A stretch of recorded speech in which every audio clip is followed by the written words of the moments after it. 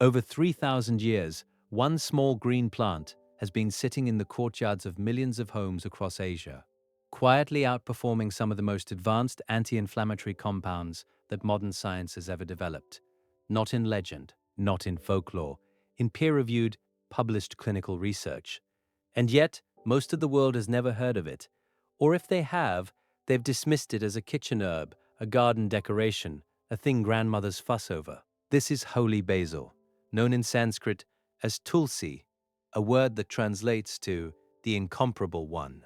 Its full scientific name is Ocimum Tenuiflorum, and it belongs to the Lamiaceae family, the same family as mint, rosemary, and lavender. But make no mistake, holy basil is in a class entirely its own. Holy basil is a small, bushy perennial herb that typically grows between 30 to 60 centimeters tall. Its leaves are oval, slightly serrated at the edges, and range in color from bright green to deep purple, depending on the variety. The plant produces small tubular flowers, usually pink, white, or purple, arranged in clusters along upright spikes. The stems are square in cross-section, a hallmark of the entire mint family. When you crush a leaf between your fingers, you release a complex, spicy sweet aroma, a blend of clove, pepper, and something earthy and ancient that is almost impossible to describe. There are three primary varieties of holy basil. Rama Tulsi has bright green leaves and is the most commonly cultivated. Krishna Tulsi, or Shyama Tulsi, is distinguished by its striking dark purple leaves and stems. It has the highest concentration of certain bioactive compounds. And Vana Tulsi, the forest basil, is a wild variety found growing naturally across Southeast Asia. Each variety has its own chemical fingerprint and slightly different therapeutic profile. Originating in the Indian subcontinent, holy basil is thought to have been domesticated as far back as 1500 BCE. Archaeological evidence suggests that it was cultivated in the Indus Valley civilization. It is mentioned extensively in the Charaka Samhita and Sushruta Samhita, two of the oldest foundational texts of Ayurvedic medicine. For context, these texts predate the founding of most European nations by more than 1,000 years.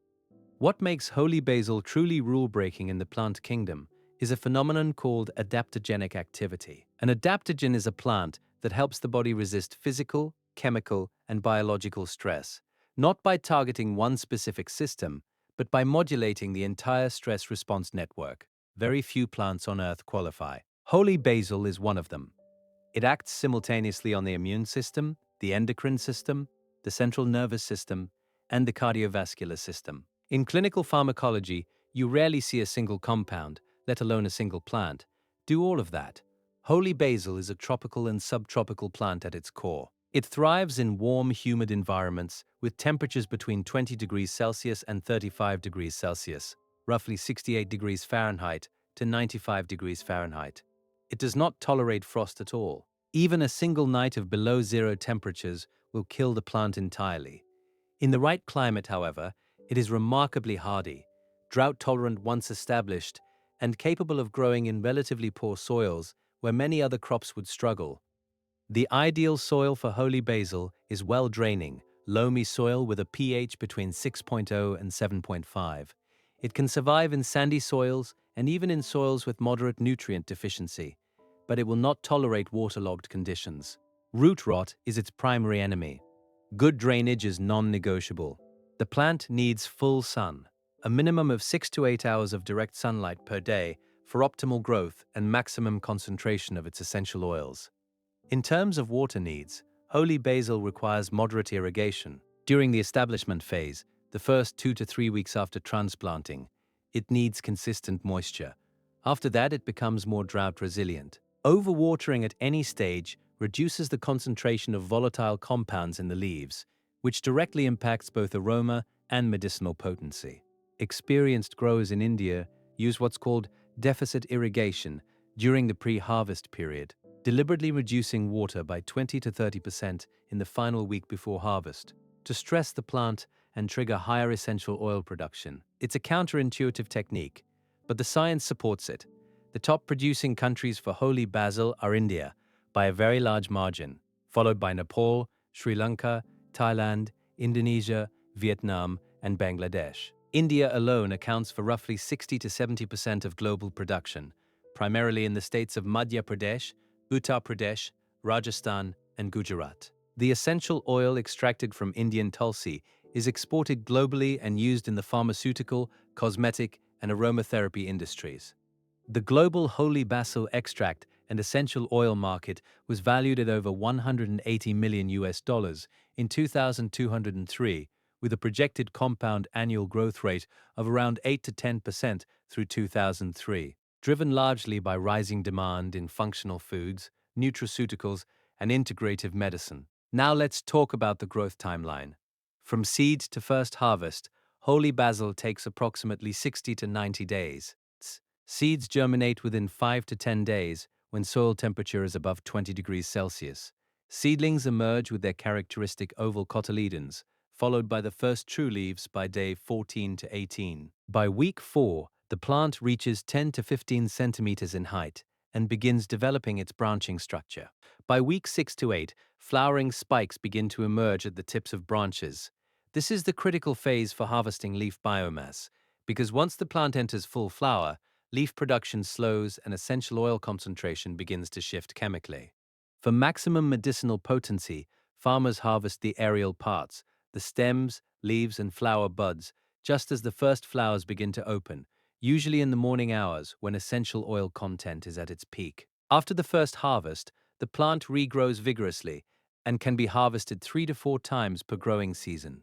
In tropical climates, Holy Basil can be kept as a perennial and will produce for 2 to 3 years before it needs to be replaced. For home growers and container gardeners, yes, this plant is absolutely well suited to pot cultivation.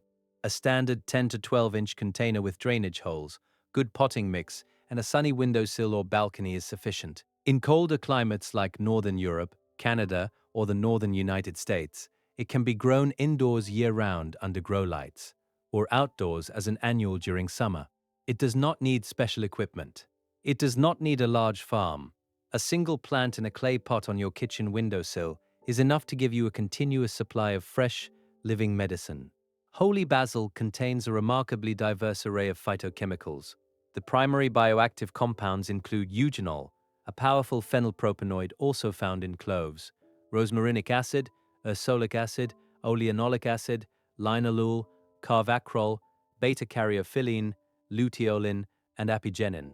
Together, these compounds create a synergistic pharmacological effect that researchers are still working to fully characterize. In terms of raw nutritional value, fresh holy basil leaves provide vitamin K, vitamin A, vitamin C, and key minerals including calcium, magnesium, potassium, iron, and zinc. A 100-gram serving of fresh Tulsi leaves delivers approximately 22 kilocalories, 2.5 grams of protein, 3.2 grams of carbohydrates, and meaningful dietary fiber. But the nutritional content, while solid, is secondary to the plant's medicinal profile. The anti-inflammatory mechanism is where holy basil becomes genuinely remarkable. Eugenol and beta-caryophyllene, two of its dominant compounds, are COX-2 inhibitors. COX-2 is the enzyme that produces inflammatory prostaglandins. Pharmaceutical COX-2 inhibitors like celecoxib are among the most widely prescribed anti-inflammatory drugs in the world. Holy basil's compounds achieve similar pathway inhibition, but without the cardiovascular and gastrointestinal side effects associated with long-term NSAID use. This is not speculation. This has been demonstrated in vitro studies and confirmed in animal models published in peer-reviewed journals, including the Journal of Ethnopharmacology and Phytomedicine. Multiple human clinical trials have examined holy basil's effect on stress and cortisol. A randomized, double-blind, placebo-controlled trial published in the Journal of Ayurveda and Integrative Medicine found that 300 milligrams of standardized holy basil extract per day, taken over 6 weeks, significantly reduced anxiety scores, stress markers, and cognitive errors compared to placebo. Another study from 2012, involving 158 participants with generalized anxiety disorder, found significant improvements in forgetfulness, exhaustion, and sexual dysfunction, all stress-correlated symptoms, with Tulsi supplementation. Holy basil also demonstrates meaningful glycemic control. Studies show that Tulsi supplementation reduces fasting blood glucose, post-meal blood glucose, and HbA1c levels in type 2 diabetic subjects. The proposed mechanisms include enhanced insulin secretion, improved peripheral glucose utilization, and inhibition of alpha-glucosidase, an enzyme involved in carbohydrate digestion. This makes Tulsi a clinically relevant adjunct in diabetes management, though it should never replace prescribed medication without medical guidance. From an antimicrobial standpoint, Holy Basil essential oil has been shown to inhibit a broad spectrum of bacterial strains, including Staphylococcus aureus, Escherichia coli, Pseudomonas aeruginosa, and even certain antibiotic-resistant strains. Antifungal activity against Candida species has also been documented. This positions Tulsi as a candidate in the search for natural antimicrobial agents as antibiotic resistance continues to grow globally. For animals, Holy Basil has documented benefits as well. In poultry farming, research conducted in India and Southeast Asia has shown that supplementing feed with dried Tulsi powder at 0.5 to 1% of total diet weight reduces pathogen load in the gut, improves feed conversion ratio, and lowers mortality in broiler chickens, all without the use of antibiotic growth promoters. As the global poultry industry seeks to reduce antibiotic dependency, Tulsi is being actively explored as a natural growth promoter and immune modulator.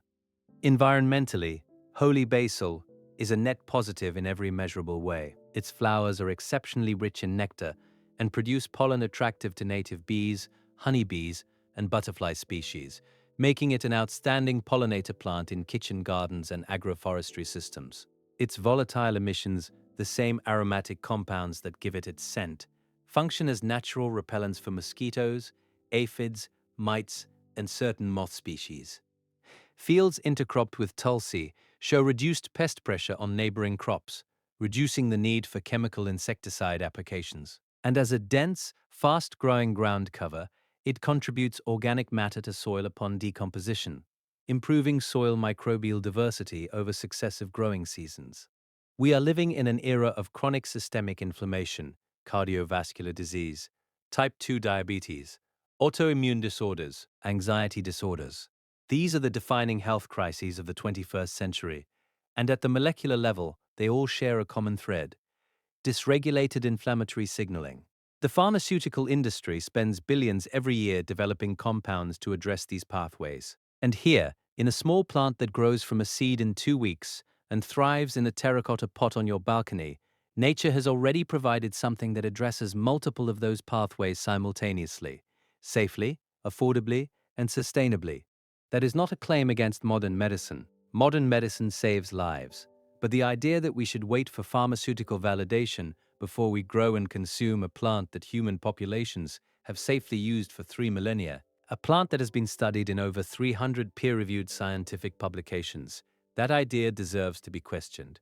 Growing holy basil yourself is not complicated. It is, in fact, one of the easiest herbs you will ever grow. Seeds are widely available. They cost almost nothing. Germination is fast and reliable. The plant asks only for sunlight, drainage, and occasional watering. Within 60 days of planting a seed, you have a mature, productive plant providing fresh leaves every single day. You can make tea with the fresh leaves. Simply steep 4 to 5 fresh leaves in near boiling water for 5 minutes. You can add the leaves raw to salads and juices. You can dry them and powder them for use in cooking. You can even make a simple tincture with grain alcohol for a more concentrated extract. Holy basil is an open pollinated plant. This means its seeds come true to the parent plant. Unlike hybrid cultivars, you can save seeds from your Tulsi plant at the end of the season, store them properly, and replant them next year, indefinitely. This is called seed sovereignty, and it is one of the most powerful acts of agricultural independence available to any individual grower. To save Tulsi seeds, allow a portion of your plant's flower spikes to fully mature and dry on the plant. The seed heads will turn brown and papery. Harvest them on a dry morning, crush the spikes gently between your palms, and allow the tiny black seeds to fall into a clean, dry container. Store them in a sealed glass jar, away from light and moisture, at room temperature. Stored this way, holy basil seeds remain viable for 3 to 5 years. From an economic standpoint, holy basil presents a genuine opportunity for small-scale and subsistence farmers, particularly in tropical and subtropical regions. Dried Tulsi leaf fetches between 2 and 5 US dollars per kilogram on commodity markets. Tulsi essential oil commands 20 to 40 US dollars per kilogram. Standardized Tulsi extract capsules and powders retail for 15 to 30 US dollars per 100 grams in the US and European supplement markets. A single well-managed half-acre plot of Holy Basil in India can yield 1,500 to 2,000 kilograms of dried biomass per year, translating into a net income that substantially exceeds many conventional food crops in the same region. International demand from nutraceutical and cosmetic companies is growing year over year, and fair trade certified organic Tulsi commands an even higher premium. Holy Basil has survived for thousands of years, not because of marketing, not because of pharmaceutical patents, but because it works. Because people grew it, shared it, and passed the seeds on to the next generation. Because somewhere in every culture that encountered it, someone recognized that this small, unremarkable looking plant was something extraordinary.